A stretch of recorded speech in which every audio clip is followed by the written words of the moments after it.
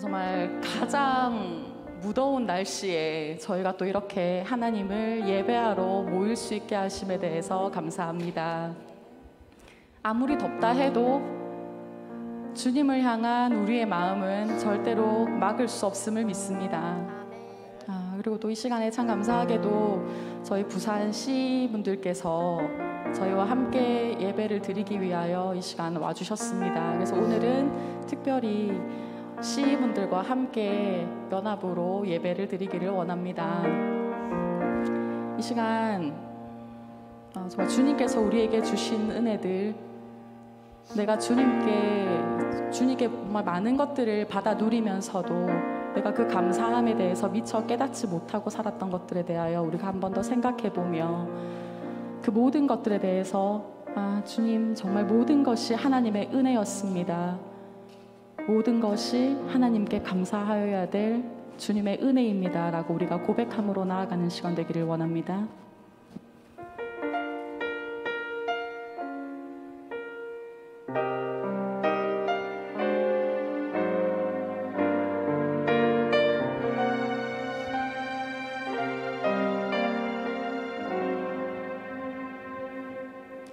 내가 누려왔던 모든 것들이,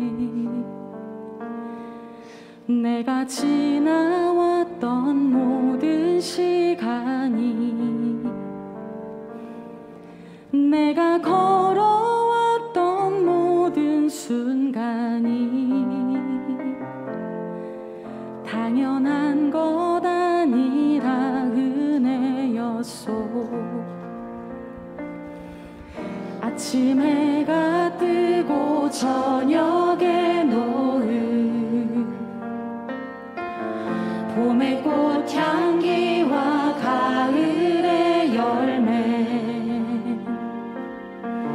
변하는 계절의 모든 순간이 당연한 것 아니라 은혜였소. 모든 것이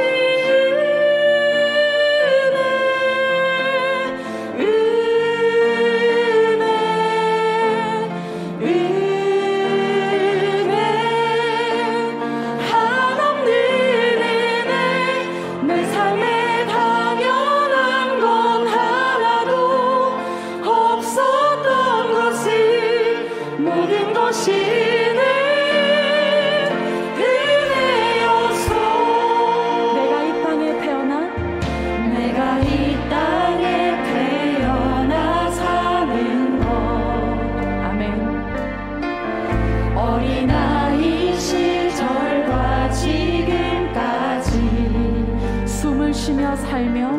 숨을 쉬며 살며 꿈을 꾸는 삶, 그것이 당연한 것이 아니라 은혜였습니다. 당연한 것 아니라 은혜였소. 내가 하나님의 자녀로 살며 오늘 찬양하고 예배하는 삶, 복음을 전할 수 있는 축복이 당연한 것 아니라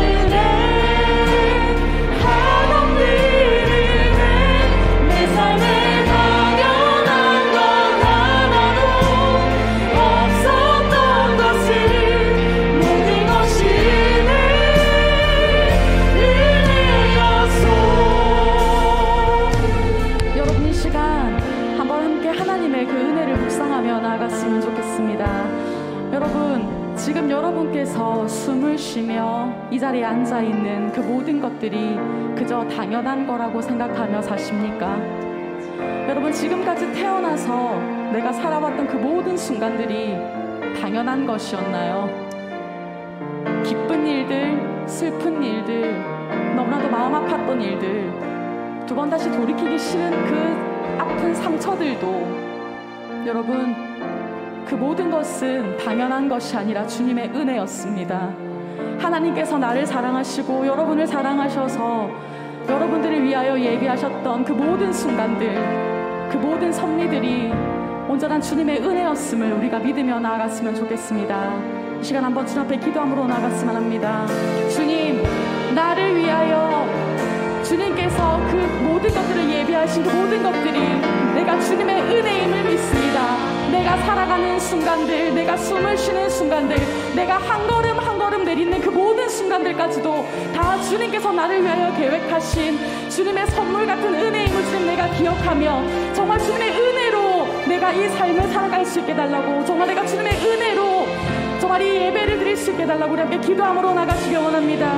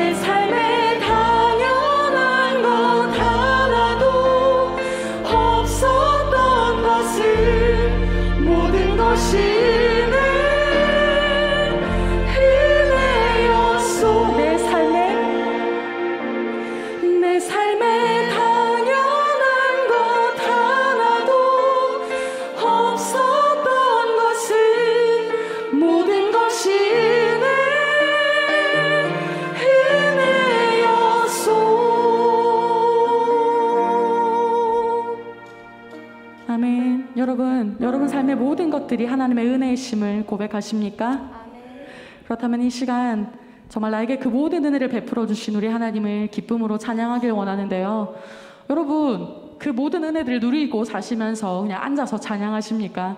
혹시 가능하시다면 일어나셔서 함께 춤을 추며 찬양하셔도 좋을 것 같습니다. 정말 온전히 나의 찬양을 받기를 원하시는 그 하나님을 향해서 우리 목소리 높여서 함께 찬양하기를 원합니다.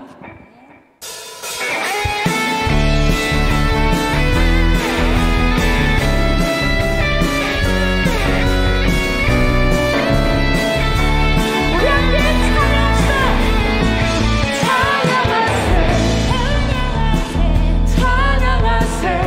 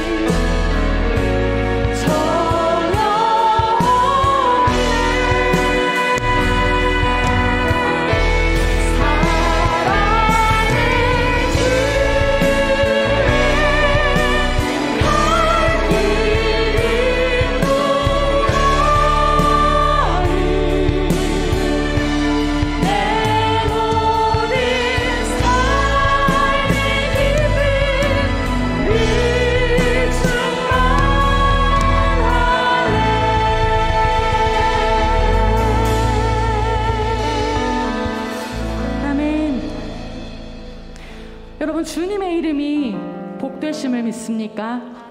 여러분, 주님의 이름을 부르고 주님의 이름을 믿고 주님의 이름 앞에 나오는 것이 그 무엇보다 복된 이름을 고백하십니까?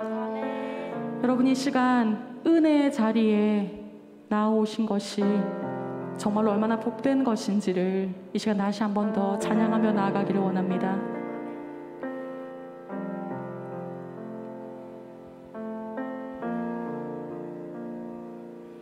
수많은 무리들 줄지어 그분을 보기 위해 따르네. 평범한 목수이신 그분 앞에 모든 무릎이 꿇어 경배하네. 모든 문제들 하나하나 죽음까지도 힘을 잃고 죽음까지도 힘을 잃고 생명의 근원 되신 예수 이름 앞에 모든 권세를 굴복하네. 예수 이름 높이세. 능력의 그 이름 예수 이름 높이세. 구원의 그 이름 예수 이름을 부르네.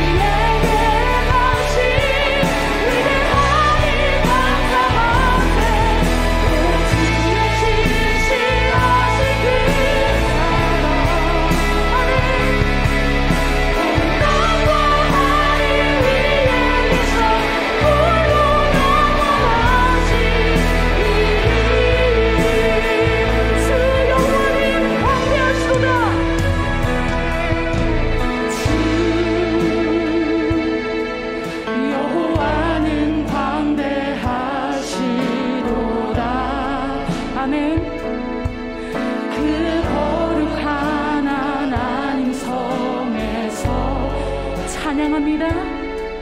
찬양할지어다.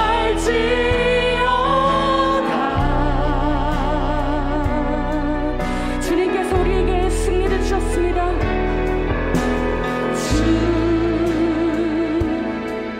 승리 우리에게 주셨도다. 모든 원수 물리치셨네. 엎드려 주님께 절하세. 엎드려 절하세. 우리 주님께 가슴에 크신 이름 높이며 우리에게 행하신 위대한 일 감사하세. 오 주의 신실하신 그 사랑. 아멘. 온 땅과 하늘 위에 계셔 홀로 영원하신 이름. 다시 한번 이름으로 고백합시다. 가주의 크신 이름 높이며 가주의 크신 이름 높이며 우리에게 행하신 위대한 일 감사하세. 오 주의 신실하신 그 사랑. 온 땅과 하늘 위에 계셔 홀로 영원하신. 그래서 우리 고백합시다.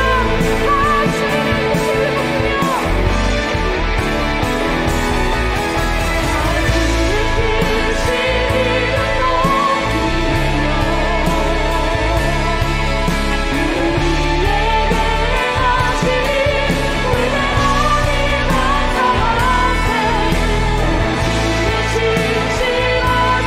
크신 이름 높이며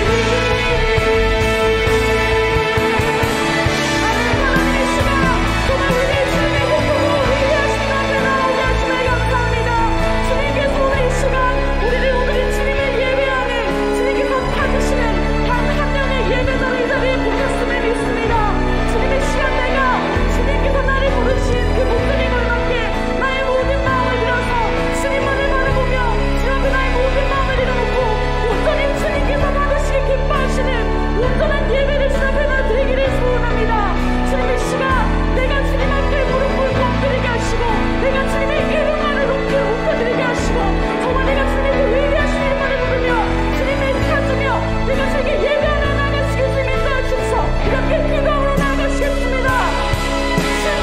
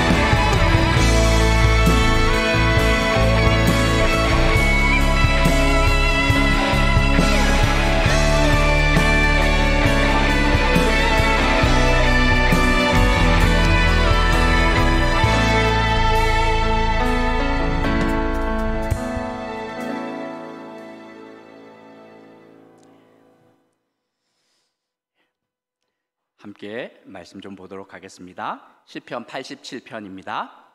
시편 87편 1절에서 7절까지 말씀 함께 보도록 하겠습니다. 구약성경 시편 87편 1절에서 7절까지 말씀입니다.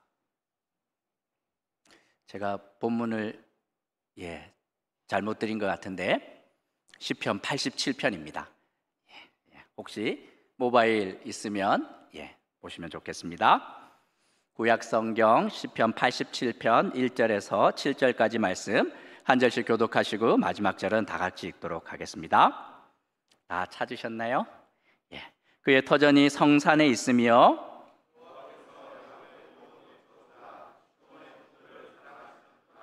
하나님의 성이여 너를 가리켜 영광스럽다 말하는도다.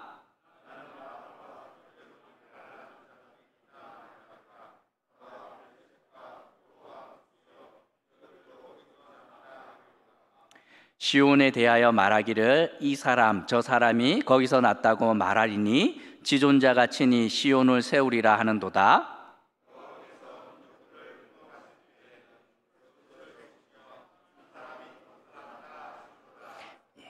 7절 다 같이 읽겠습니다. 노래하는 자와 뛰어노는 자들이 말하기를 나의 모든 군원이 내게 있다 하리로다. 아멘. 말씀으로 교제할 수 있어서 참 감사합니다. 이제 찬양을 이렇게 마음껏 해본 기억이 최근 10년 동안 없었던 것 같은데 참 귀한 기회 주셔서 참 감사합니다. 2013년도에 한국교회 미래지도라는 책이 출판되었는데 그 책에는 향후 10년 안에 한국교회와 사회가 심각한 어려움에 빠질 것이고 30년이 지나면 70%의 교회가 문을 닫게 될 것이라는 예측이 들어있었습니다. 그냥 부정적인 말을 하는 것이 아니라 객관적인 통계에 기초한 자료를 통해 한국교회를 절망적으로 바라보았던 것이지요. 요즘은 목회 데이터 연구소라는 곳에서 기독교와 관련된 각종 빅데이터를 수치를 통해서 연일 보고하고 있는데 이 수치를 보고 있으면 한국교회가 얼마나 어려움 가운데 있는지를 부정할 수 없게 됩니다. 청소년들 중에 정기적으로 교회에 출석하는 비율이 얼마나 되시는지 아십니까? 2.7%입니다. 100명 중에 2명 정도만이 이제 교회에 출석하는 것이지요. 안녕히 계세요 하나님 혹시 보신 적 있습니까? 기독교 TV 프로그램인데 많은 아이들이 안녕히 계세요 하고 교회를 떠나고 있다 이렇게 말합니다. 정말 30년이 지났을 때 누가 이 자리를 지킬 수 있을지 절망적인 상황임을 우리 모두는 부정할 수 없습니다. 뿐만 아니라 기후위기에 자연재해에 전쟁에 사회적, 정치적, 경제적인 혼란과 사회적 불평등이 날이 갈수록 심해지고 우리가 믿었던 선진국도 선진국의 법과 제도도 이 절망의 시대에 큰 힘이 되지 못하는 것 우리는 알 수 있습니다. 하지만 오늘 함께 읽은 시편 87편에서 우리는 이런 상황과는 반대적으로 소망을 노래하는 사람을 만날 수 있는데 그들은 성전에서 노래하며 소망에 가득 찬 사람이 그 주인공입니다. 오늘 본문 안에서 소망을 노래하는 이들이 누구인지 또 그들이 어떤 상황을 살아갔는지 소망을 노래한 이유는 무엇인지 함께 묵상하며 교훈을 얻으려고 합니다. 시편 87편은 고라 자손의 시편입니다. 다윗은 그 누구보다도 찬양을 중시했는데 찬양과 관련된 사람을 몇 명을 세우냐면 무려 4,000명을 세우게 됩니다. 아마 한번 생각을 해보니 읽고 쓰는 것이 익숙지 않은 백성들에게 하나님의 말씀을 가르쳐야 되는데 10계명에 따르면 우상 숭배는 금지되지 않았습니까? 눈에 보이는 조각을 만들거나 그림을 그리는 것은 사실은 쉽지 않았습니다.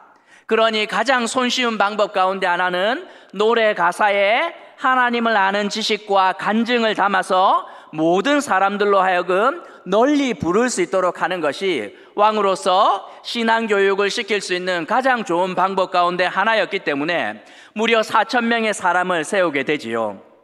우리 시대에도 유명한 찬양 인도자들이 있지 않습니까? 1세대들 있습니다. 어쩌면 더 위에 있는지 모르겠지만 다윗과 요나단, 박정호, 송정미, 고형원 이런 사람들 제가 저희 교회 전도사님한테 아느냐 물어봤더니 목사님 전혀 모르겠습니다. 너는 무슨 찬양을 듣냐 했더니만 요즘 그런 거 안 듣습니다 이렇게 하면서 마커스, 제이어스, 윌러브, 아이자야 61 이런 분들 우리와는 다르지만 어쩌면 그들에게 맞는 또 다른 찬양을 인도하는 사람들이 있음을 알고 있습니다. 이 다윗의 시대에도 유명한 찬양 인도자들이 있었는데 누구이냐면 아삽과 여두둔, 헤만 그리고 고라 자손의 후손들이었습니다. 하지만 아삽과 여두둔, 해만 같은 사람의 이름에는 참 아름다움이 담겨 있지만 고라 자손은 다른 찬양 인도자들과는 달리 수치스러운 믿음의 역사가 고라라는 이름에 담겨 있습니다. 광야 40년 동안 하나님의 종 모세와 함께 이스라엘은 놀라운 기적의 삶을 살아내었지만 그 하나님의 종 모세에게 반란을 주도하는 사람이 있었으니 누구였냐면 그 사람이 바로 고라였습니다. 하나님의 종 모세를 시기하였고 하나님의 선택을 멸시하며 교만과 욕망에 사로잡혀 하나님을 대적한 사람, 그리고 결국 천벌을 받는다는 것이 무엇인지 분명하게 보여주었던 사람이 바로 고라였습니다. 그리고 많은 사람들이 고라와 거리를 둡니다. 슬로보앗의 딸들이 있었는데 이들은 가문에 남자가 없어서 땅을 상속받지 못할 위기에 처했는데 모세에게 가서 뭐라고 말하냐면 우리 아버지는 고라당의 반란에 가담하지 않았습니다. 이렇게 변명할 만큼 고라라는 이름은 당시에 아주 부끄러운 이름이었지만 고라 자손의 후손들은 그 부끄러운 역사를 숨기지 않습니다. 모세 때문에 우리 아버지가 죽었어 이렇게 말하지 않고 그 사건을 통하여서 하나님이 얼마나 두려운지, 자신들이 그 고라의 후손으로서 어떻게 살아가야 되는지 뼈저린 교훈을 얻었던 사람들이 고라의 후손들이었고, 그들은 부끄러워하지 않으면서 우리는 고라의 후손입니다 이렇게 말하게 됩니다. 그들은 어떻게 부끄러운 하나님의 심판이 양약이 되었고 오히려 나라가 망하고 포로로 잡혀갔지만 그들은 끝까지 믿음을 붙들었던 귀한 사람들입니다.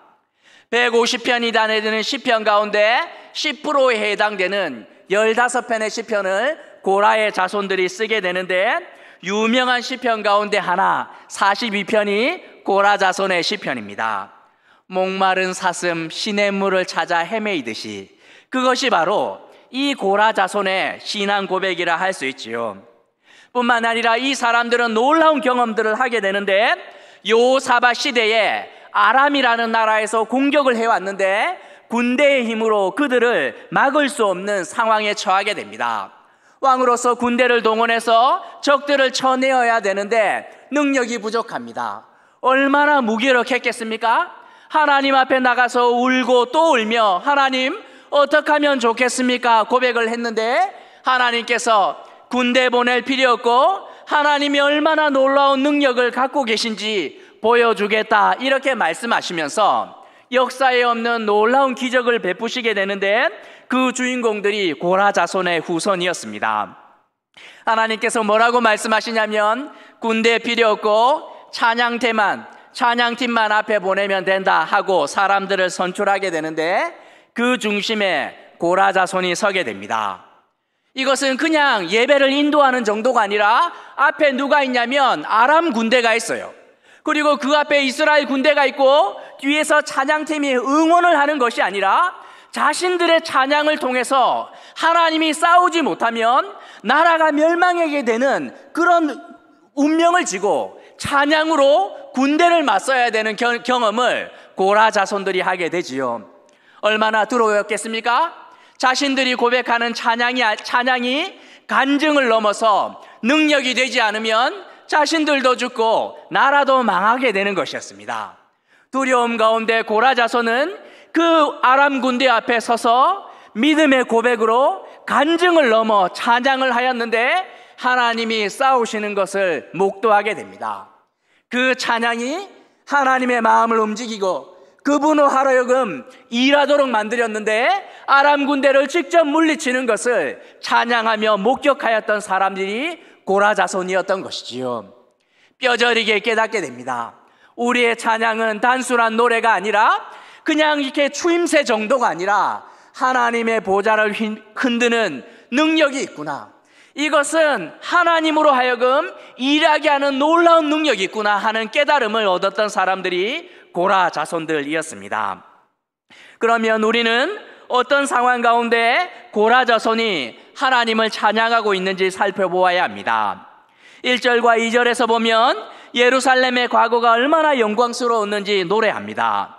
예루살렘도 전성기를 가지지 않았습니까? 그 전성기 시절 하나님의 기초 곧 성전의 터전이 성산 예루살렘에 있었다 이렇게 말하고, 2절에서 야곱의 모든 거처보다도 시온 곧 하나님이 그 사람들이 하나님을 예배하기 위해 드나들었던 예루살렘의 성문을 그렇게 사랑하셨다고 노래합니다. 이스라엘에 많은 지명들이 있고 영광스러운 이름이 있습니다. 베델 어떻습니까? 야곱이 돌베개 베고 잤더니 하늘 문이 열렸습니다. 너무 영광스럽지요. 길갈 같은 곳은 하나님께서 수치를 굴려버리셨다 이렇게 말하며 요단강을 지나와서 그 돌멩이를 이렇게 쌓았던 곳인데, 아니면 축복의 산 그리심도 있고 너무 많은 영광스러운 지명이 있지만 하나님께서는 예루살렘을 야곱의 그 어떤 지명보다 사랑하셨다 이렇게 말합니다. 뿐만 아니라 3절에서 주변의 모든 나라가 예루살렘 성을 향하여서 저 시온은 하나님이 거하는 성이며 그래서 세상 어떤 것보다 거룩하다고 이렇게 노래하며 부러워했던 곳이 예루살렘 성전이었습니다. 정말 그렇습니까? 그러하였습니다. 솔로몬이 성전을 건축했을 때 빽빽한 구름 가운데 하나님의 임재가 있었고, 그 성에 들어가기만 하면 그 사회에서 가장 밑바닥에 있었던 사람들조차도 자신의 문제를 하나님 앞에서 시원하게 해결받는 은혜를 경험하였던 곳이 예루살렘 성전이었음을 기억하게 됩니다. 그러니 이스라엘 전역에서 하나님의 임재와 은혜를 경험하기 위해 예루살렘 성문을 수많은 사람들이 드나들었고, 주님은 그 성문을 사랑하셨다고 말씀합니다. 충분히 이해가 되지요? 하지만 지금은 어떻습니까? 3절과 4절은 시간적 간격이 아주 큰데 그 영광스러웠던 솔로몬의 성전 지금은 남아있지 않습니다. 돌 위에 돌 하나 남지 않고 다 무너졌고, 예루살렘 성벽은 다 허물어졌고, 성전을 드나들던 사람들은 다 포로로 잡혀갔습니다. 주님께서 약속하셔서 70년 만에 돌아와서 성전을 지었는데 젊은 사람들은 기뻐하지만 어른들은 대성통곡합니다. 왜? 너무 초라했기 때문입니다. 에스라 3장 12절을 보면 제사장들과 레위 사람들과 나이 많은 족장들은 첫 성전을 보았으므로 이제 이 성전의 기초가 놓임을 보고 대성통곡하였으나 여러 사람은 기쁨으로 크게 함성을 지르니 이렇게 말합니다. 보면 포로로 잡혀갔다가 돌아온 사람 중에 솔로몬의 성전 그 영광을 보았던 사람들 눈에 초라하게 지어지는 그 두 번째 성전을 보자 가슴이 너무 아파서 대성통곡하였다 이렇게 말합니다. 제가 청년사역 열심히 하고 있는데 최근에는 청년들 100명 모으는 게 얼마나 어려운지 모릅니다. 그런데 여름에 하기대회 하는데 거의 400명 조금 안 되는 사람이 모였고, 그것을 보는 저의 심장은 어떻습니까? 심장이 터질 것 같아요. 돌아섰는데 그 감격을 이기지 못하고 잠을 잘 수 없을 만큼 기쁜데, 장로님들 만나면 다 한마디씩 합니다. 가슴을 치며 안타까워하며 우리가 할 때는 1000명 훌떡훌떡 넘었는데 이거밖에 안 모였다 이렇게 하며 얼마나 안타까워하는지 모릅니다. 고라 자손들은 고난의 때를 믿음으로 버텼습니다. 왜냐하면 찬양을 통하여 하나님이 임재하자 군대 없이도 이 전쟁에서 승리한 기억이 있었기 때문에 믿음으로 버텼고, 다니엘과 세 친구들과 함께 에스더와 모르드게와 함께 금식 기도하며 버티고 또 버티고 70년 만에 성전을 세웠는데 그 결과는 너무너무 초라합니다. 느헤미야의 동생이 예루살렘에 다녀와서 형님에게 보고합니다. 형님, 제가 다녀왔는데 초라해도 너무너무 초라합니다 이렇게 말하자 느헤미야가 며칠을 금식하며 눈물로 하나님 앞에 기도하지 않았습니까? 이 고라 자손이 70년 만에 돌아왔는데 이 성전은 소망을 찾기 힘든 곳이었습니다. 누가 보아도 절망이 가득한 시대를 살아간 사람들이 고라 자손의 후손들이라고 생각하면 됩니다. 우리도 비슷하지 않습니까? 코로나 시국을 지나면서 7,000개, 8,000개가 넘는 교회가 문을 닫았고 한국 교회의 70%가 주일학교가 없다 이렇게 말합니다. 청년들의 82%는 교회를 떠났고 남아있는 분들조차 신앙의 필요성들을 잘 모르고 청소년들은 2.7%만 교회에 출석하고 믿음으로 기도하면서 개척교회 10개 문을 열면 11개가 문을 닫는 시대를 여러분과 제가 살아가고 있지 않습니까? 예전에는 믿음으로 금식하고 교회 지하 기도실에서 주여 삼창하면 웬만한 일은 다 해결되었는데 지금은 아무리 주님을 외쳐도 이 되는 일이 하나도 없습니다. 열심히 믿음으로 기도했는데 자녀들 대학 다 떨어지고 취업의 문은 열리지도 않고 결혼의 문은 굳게 닫혀 있고 인생의 문은 도무지 열 수 없는 것, 얼마나 경고해도 이렇게 경고한지 답답하기 그지없습니다. 그러니 가장 소망이 넘쳐야 되는 청소년들도 청년들도 두려움과 절망 속에 살아가는 것 부정할 수 없는 사실 아닙니까? 하지만 예루살렘의 비참함을 직접 눈으로 보며 모든 사람들이 여기에 무슨 소망이 있을까 생각하던 그 순간 고라 자손들은 절망하지 않고 오히려 4절부터 소망을 노래합니다. 솔로몬의 영광과는 비교할 수 없는 너무 초라한 성전에서 예루살렘 성벽 중건하기는 했지만 재료가 없지 않습니까? 남겨진 벽돌들 재활용했는데 군데군데 불탄 흔적과 전쟁의 상흔이 그대로 있는 돌을 재사용했을 텐데 얼마나 그 성벽이 초라했겠습니까?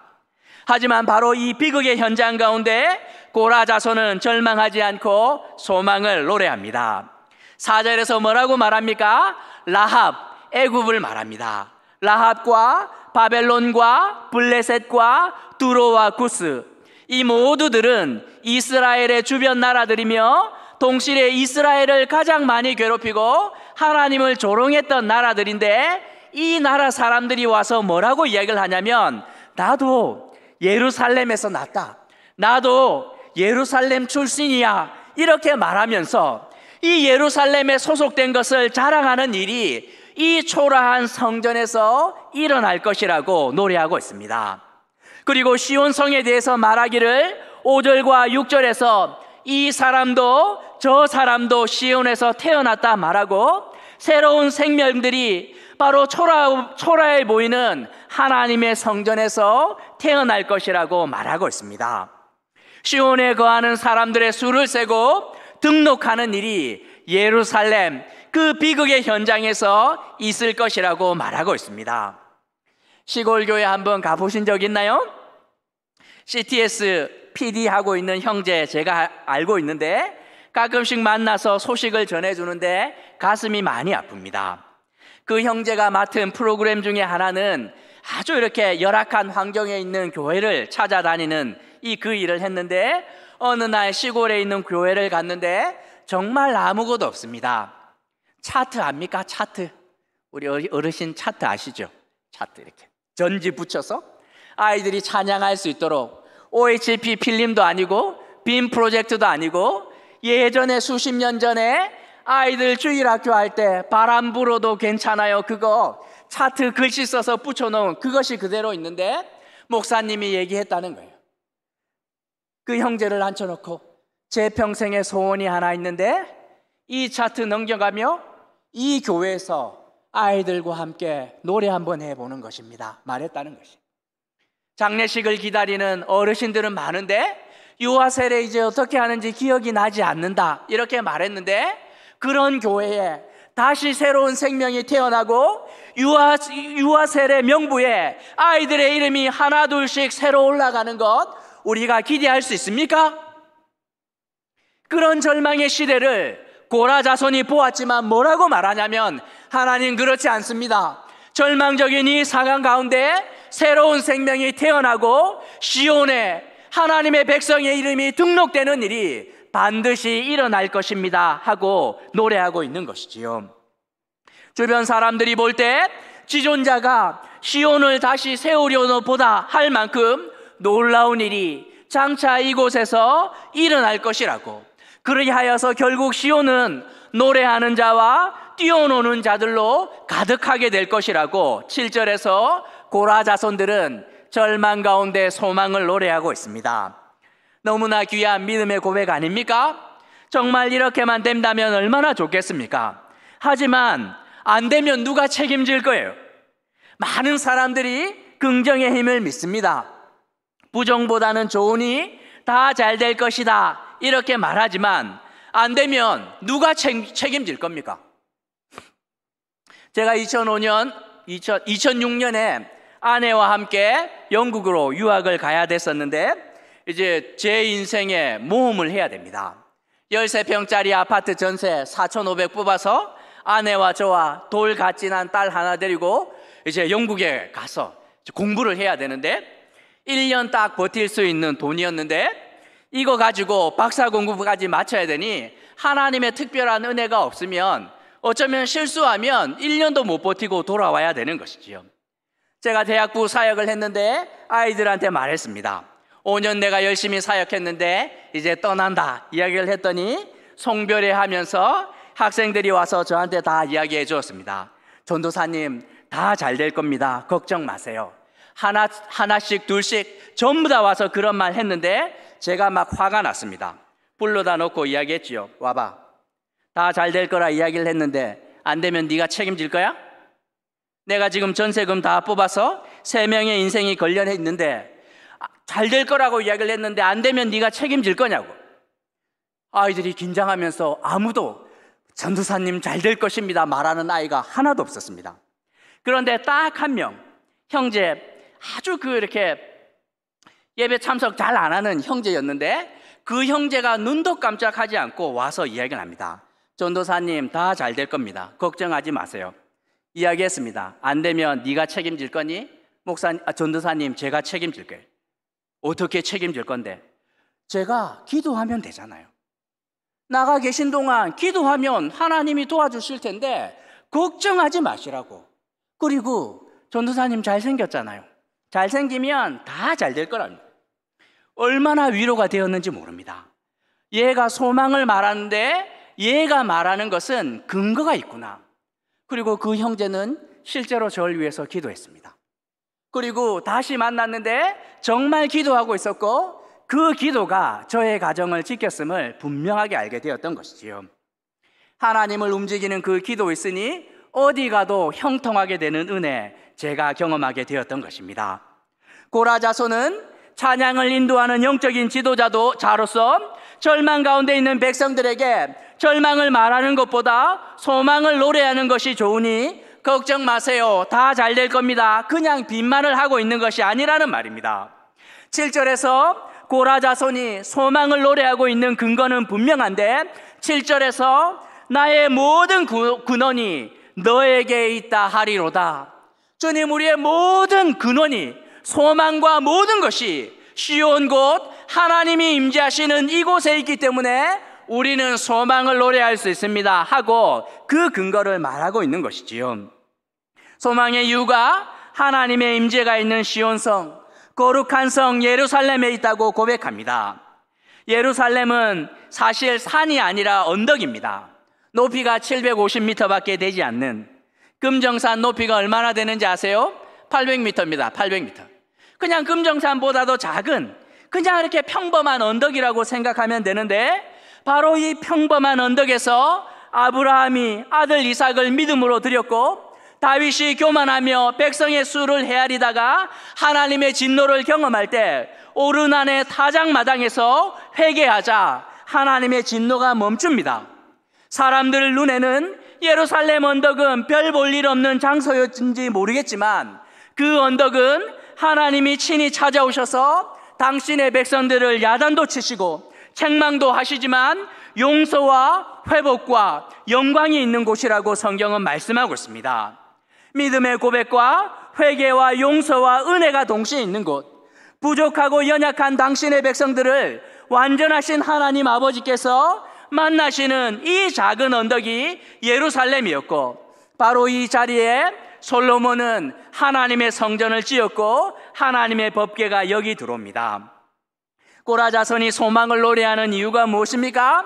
솔로몬과 하나님이 맺은 계약이 있었기 때문입니다.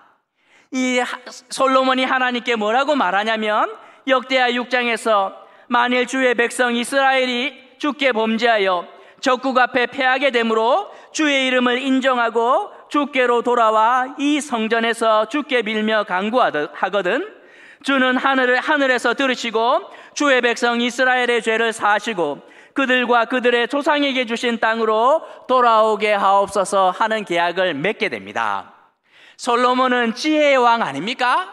얼마나 지혜로운지 모릅니다. 다윗과 이 솔로몬을 이어가며 이스라엘의 전성기를 달리던 바로 그 순간에 하나님과 계약서를 작성합니다. 하나님, 우리가 지금은 전성기를 구가하지만 우리가 사고 쳐도 버리지 않는다는 약속 사인하십시오.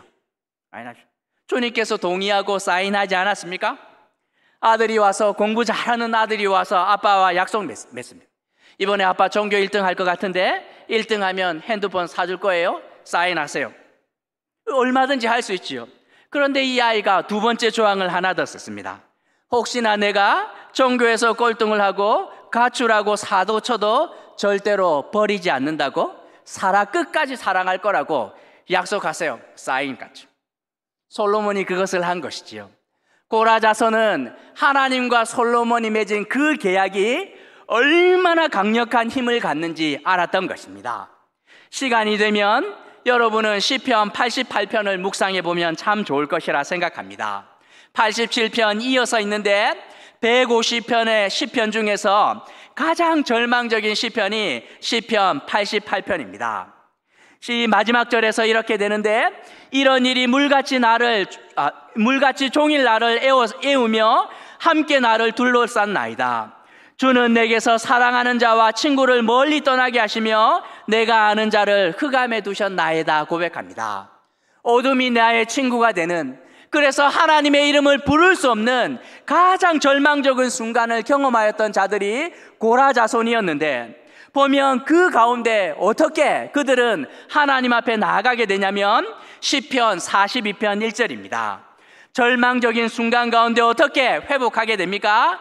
하나님이여, 사슴이 시냇물을 찾기에 갈급한 같이 내 영혼이 주를 찾기에 갈급하나이다. 그들 영혼이 왜 칠흑 같은 어둠 속에 있었겠습니까? 잘못했기 때문이에요. 죄 짓고 나쁜 짓 했기 때문에 하나님께서 고개를 돌리셨지만 고라 자손은 알았던 것입니다.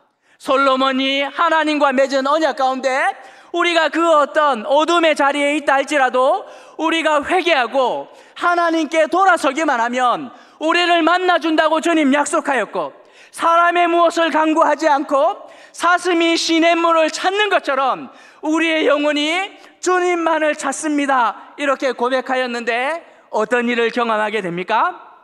그들은 은혜를 경험하게 됩니다. 도무지 이길 수 없는 싸움에서 다니엘과 세 친구들이 결국 승리하게 되는 것, 고라 자손들은 함께 지켜보았습니다.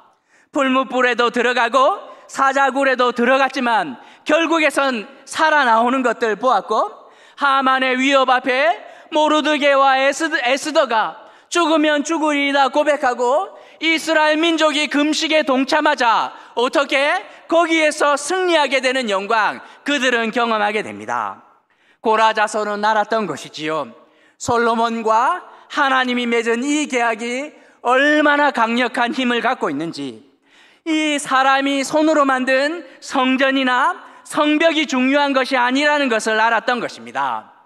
광야 40년 동안 천과 나무로 만들었던 아주 허름한 텐트였지만 그 성막은 당시 사람들이 가장 강력했던, 두려워했던 슈퍼파워, 세상이 감당하지 못하는 능력이 그 가운데 있었습니다. 광야의 성벽이 어디 있습니까? 허허벌판인데도 불구하고 구름 기둥과 불 기둥이 그 무엇보다도 강력한 성벽이 되었고, 그 진은 세상 누구도 뚫을 수 없는 것임을 고라 자손들은 기억했던 것입니다. 지켜보지 않았습니까? 주님이 마음만 먹으면 이방 왕의 마음을 돌이켜서 고향으로 돌아가게 하고 성전과 성벽을 짓게 하는 것, 다 허락하는 것, 다 알았던 것입니다. 그러니 고라 자손은 단지 긍정을 노래하는 사람들이 아니라 살아 역사하는 하나님의 분명하게 살아계심과 당신과 맺은 언약을 신실하게 지키는 분이 하나님을 알았기에 절망 가운데 비극의 현장에서 분명한 근거를 가지고 소망을 노래하고 있는 것입니다. 오늘 말씀을 통해 두 가지만 좀 생각해 보려고 합니다.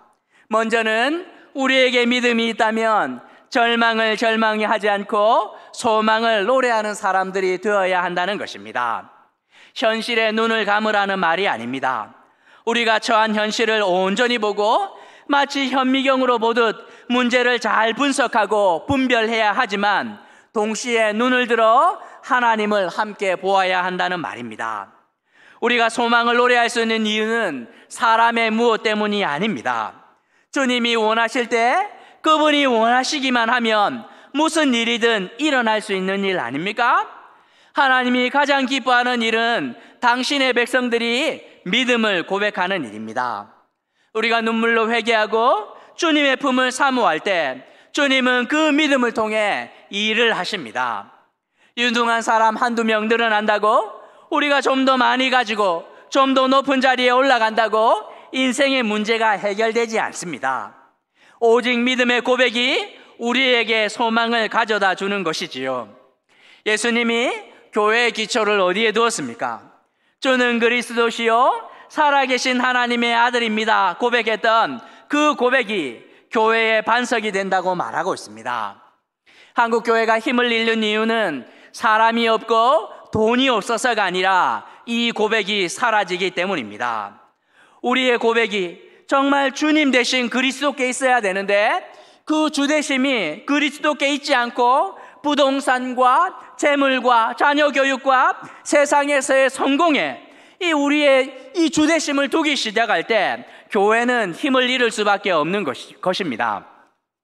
이 땅을 살아가며 무슨 일을 해야 하는 것입니까? 우리는 이삭을 아낌없이 믿음으로 드렸던 아브라함과 같은 믿음의 고백이 우리 안에 있을 때 그 어떤 절망 가운데서도 우리는 소망을 노래할 수 있습니다. 제가 청장년 연합회 사역을 2013년 이렇게 말부터 시작을 했는데 와 봤더니 이제 학위대회 하면 100명도 제대로 모이지 않는, 그리고 막 31개 우리 노회 가운데 이 C라는 이름을 가지고 있는 데가 거의 없어진 것이죠. 절망적인 상황 가운데 시작한 것이 무엇이었냐면 기도하는 것이었습니다. 한 달에 한 번 첫째 이렇게 화요일 저녁에 모여서 그냥 하나님의 말씀 앞에 기도하는 것입니다. 2014년부터 시작했으니 시간이 꽤 되었죠. 놀라운 부흥의 역사가 있었겠습니까? 없습니다. 매번 모이면 10명 아니면 그거보다 조금 안 되고 아니면 조금 더 많든지 그것이 전부인데도 불구하고 절망하지 않습니다. 숫자에 많고 적음이 중요하지 않고 우리가 믿음으로 고백하면 되지요. 벽돌 하나 놓고 어쩌면 우리 자녀가 또 하나님의 이름을 부르고 또 그 세대가 지나가고 그 믿음의 세대가 이어갈 때 언젠가는 주님께서 오셔서 우리를 부흥케 하시는 놀라운 은혜가 있을 텐데 그냥 제 몫에 허락된 그 믿음의 삶을 살아가면 되는 것입니다. 믿음으로 고백하고 하나님의 때에 하나님의 방법으로 역사하는 것, 소망을 노래하고 내 삶을 온전히 살아가면 그것으로 충분하다 믿기 때문입니다. 절망을 절망하면 안 됩니다. 숫자가 엄청나게 많이 모인 것 아닙니까? 제가 이렇게 많은 회중을 본 기억이 별로 없습니다. 개척교회 하기 때문에 대부분 이 정도면 너무 많은 숫자인데 절망하지 않고 하나님이 일하실 때까지 소망을 노래하며 버티면 그것으로 충분합니다. 우리가 생각해야 되는 두 번째는 소망을 노래하는 것을 넘어서 소망을 전하는 사람이 되어야 한다는 것입니다. 고라 자손은 찬양을 통하여서 하나님께서 얼마나 놀라운 분인지 알았던 사람인데 그들은 어떻게 하고 있습니까? 자신들의 신앙 고백에 곡을 붙여서 더 많은 사람들과 함께 은혜를 나누고 있습니다. 왜? 은혜는 나눌수록 커지기 때문이지요. 내 삶에서 역사하시는 하나님께서 내 친구의 삶에도, 절망 가운데 있는 이웃의 삶에도, 그 어떤 절망 가운데 있는 영혼들도 살릴 수 있기 때문에 혼자 노래하는 것을 넘어서 소망을 이웃에 전하고 있는 것입니다. 절대로 위축되지 말아야 합니다. 세상에 필요한 것이 무엇이냐면 어두워질수록 밝히는 빛이 필요하고 맛을 잃었기 때문에 소금이 필요하고 열매가 사라졌기 때문에 누군가는 썩어져 열매 맺는 밀알이 되어야 될 텐데 우리가 그 소망을 전하는 삶을 살아야 한다 하고 이 고라 자손들은 노래하고 있습니다. 이스라엘 역사상 가장 어둡고 절망적이고 이 비참한 순간에 소망을 노래한 고라 자손들처럼 우리도 절망의 시대를 살아가지만 분명한 근거를 가지고 소망을 노래할 뿐만 아니라 그 소망을 전하는 사람들이 되어서 주님을 기쁘시게 할 뿐만 아니라 하나님의 놀라운 능력이 간증이 되고 내 삶의 능력이 되는 놀라운 은혜를 고백하는 우리 모든 교우들 되시길 주님의 이름으로 도전하는 것입니다. 말씀 생각하시면서 함께 기도할까요? 믿음이 필요합니다. 그렇죠? 절망하지 않는 것 얼마나 어려운지 모릅니다. 하지만 눈을 들어 하나님을 바라보는 자들 되었으면 좋겠습니다. 하나님, 어디를 둘러보아도 소망을 찾을 수 없는데 주님께서 우리의 소망이 되어주시고 이 비극의 현장 가운데 임하시는 하나님의 놀라운 은혜가 우리의 신앙 고백 가운데 간증을 넘어 능력으로 나타나게 해달라고 말씀 생각하시면서 기도의 인도자 나올 때까지 함께 기도하도록 하겠습니다. 기도하시겠습니다. 자, 배우신 하나님 아버지, 우리 가운데 능력을 더하여 주옵소서. 아버지, 놀라운 능력을 더하여 주옵소서. 하나님 아버지여, 절망의 시대를 살아가고 비극의 현장을 살아가지만 하나님 아버지 소망을 노래하는 자들 되게 하여 주시기 소원하오니 하나님 역사하여 주시기를 소원합니다. 하나님 아버지, 낙심하지 않고 눈을 들어 주님을 바라보게 하시고 너 눈에 우리 가운데 나타나게 되는 너 눈에가 우리 가운데 나타날 수 있도록